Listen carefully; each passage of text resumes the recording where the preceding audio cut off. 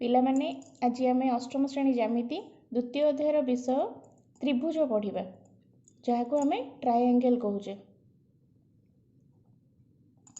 प्रथम आम त्रिभुजर संज्ञा बाहु कोण और तार शीर्षबिंदु विषय जानिबा।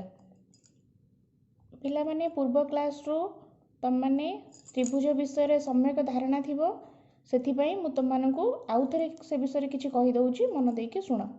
त्रिभुज अंकन करिया पई हेले प्रथम आमे एटा त्रिभुज आगे जानिबा काहाको कहंती, तार संज्ञा जानिबा। त्रिभुजर संज्ञा होछि कोन, तीन बाहु द्वारा आबद्ध क्षेत्र को त्रिभुज कहा जाय। तीन बाहु देखो मु एठी गोटे चित्र अंकन करिछि, तीन बाहु 1 2 3, तीन बाहु द्वारा आबद्ध क्षेत्र त्रिभुज। त्रि अर्थ तीन, भुज अर्थ बाहु, जोटा कि 1 2 3, तीन बाहु द्वारा आबद्ध क्षेत्र को त्रिभुज कहा जाए। देखो मु तार संज्ञा लिखि दउछि,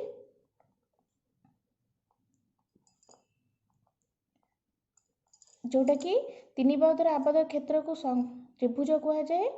ता सहित आ गोटे कथा होछि कोन, जोटा कि एक सरल रेखा रे नथिबे।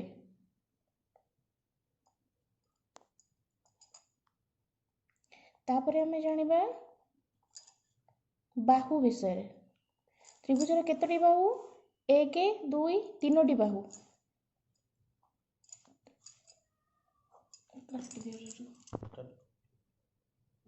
जहाँ कि तीन बाहु द्वारा आबद्ध क्षेत्र को त्रिभुज कहा जाए, जहाँ कि एक सरल रेखा रे नथिबे।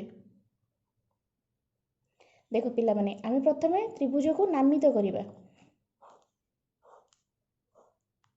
त्रिभुज को नामित करिया पे त्रिभुज अंकन करिबा, ता नामित करिबा ए बी सी। मो एठी नामित करि देली। त्रिभुज आमे कोन कले, त्रिभुजर चिन्ह बा प्रतीक होची एमती ए बी सी त्रिभुज कहा गला।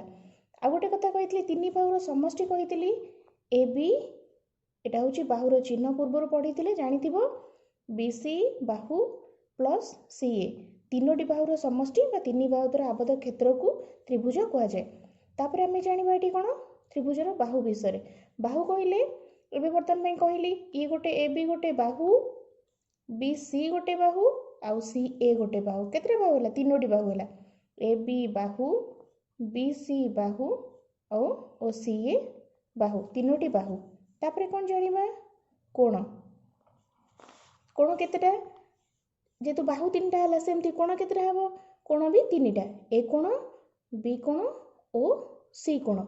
आकु आउ केमती लिखि परिबा, ए कोण कोठी अछि, एटा बी ए सी कोण, बी ए सी कोण। सेही परी ए बी सी कोण और सी कोणटा कोण हबो, बी सी ए कोण।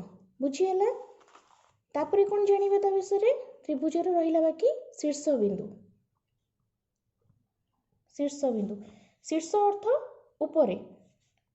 एठी एठी ऊपरे रहिला कि ए होची गोटे शीर्ष बिंदु।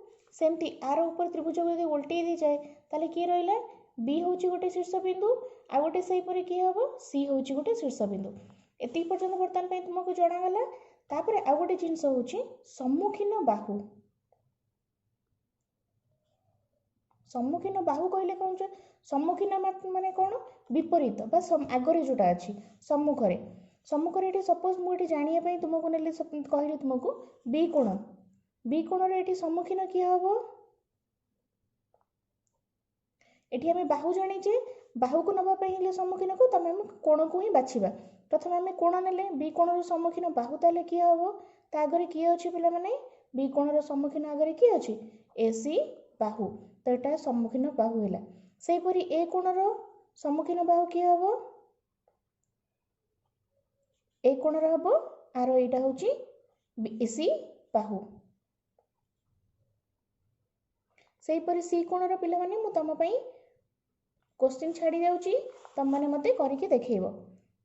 देखो तापरे हम जानिबा सम्मुखीन कोण विषय। ठीक तार उल्टा, सम्मुखीन कोण कहले गछ, कोण देइची आमे कोन नबा, बाहु को ही बाछिबा। को बाहु को बाछिबा, सेति पे गोटे चित्र मु तुमको एठी करि दउची, ए बी सी सम्मुखीन बाहु हेले आमे निहाती गोटे बाहु नेले ए बी सी, जदि आमे बाहु नबा BC ବାହୁର ସମ୍ମୁଖୀନ କୋଣ ମାନେ କିଏ ଅଛି? ଏ କୋଣ। ସମ୍ମୁଖୀନ କୋଣ ହେଉଛି ଏ କୋଣ। ସେହିପରି AB ବାହୁର ସମ୍ମୁଖୀନ କୋଣ କ'ଣ ହେବ ପିଲାମାନେ? AB ର ବାହୁର ସମ୍ମୁଖୀନ କୋଣ ହେଉଛି C କୋଣ। ସେହିପରି ଆଉ କିଏ ରହିଲା? ଆଉ ଗୋଟେ ବଞ୍ଚିଗଲା କିଏ? A କୋଣ ଗଲା, C କୋଣ ଗଲା, ଆଉ କିଏ ରହିଲା? B କୋଣ। B କୋଣର ସମ୍ମୁଖୀନ ବାହୁ ତାହେଲେ କିଏ ହେଲା? AC। AC ର ସମ୍ମୁଖୀନ କୋଣ କିଏ ହେଲା? B କୋଣ। ଆଚ୍ଛା ପିଲାମାନେ, ଆଜି ତାହେଲେ ଆମେ କ'ଣ ପଢ଼ିଲେ ତ୍ରିଭୁଜ ବିଷୟରେ? ତ୍ରିଭୁଜର ପ୍ରଥମେ ସଂଜ୍ଞା ପଢ଼ିଲେ, ବାହୁ ପଢ଼ିଲେ, କୋଣ ପଢ଼ିଲେ, ଶୀର୍ଷବିନ୍ଦୁ ପଢ଼ିଲେ, ତ୍ରିଭୁଜର ନାମକରଣ କଲେ, ତା ସହିତ ସମ୍ମୁଖୀନ ବାହୁ, ସମ୍ମୁଖୀନ କୋଣ ପଢ଼ିଲେ। ବର୍ତ୍ତମାନ ମୁଁ ତମେ ଖାତାରେ ନିଜ ନିଜ ଖାତାରେ ତ୍ରିଭୁଜ ଅଙ୍କନ କରିବ, ତ୍ରିଭୁଜର ନାଁ ଦେବ, ନାଁ ଦେବା ସହିତ ତାର ବାହୁକୁ ଚିହ୍ନଟ କରିବ, କୋଣ, ଶୀର୍ଷବିନ୍ଦୁ, ସମ୍ମୁଖୀନ ବାହୁ କିଏ ଆଉ ସମ୍ମୁଖୀନ କୋଣ କିଏ, ଆକୁ କରିକି ଖାତାରେ ମୋତେ ଦେଖେଇବ।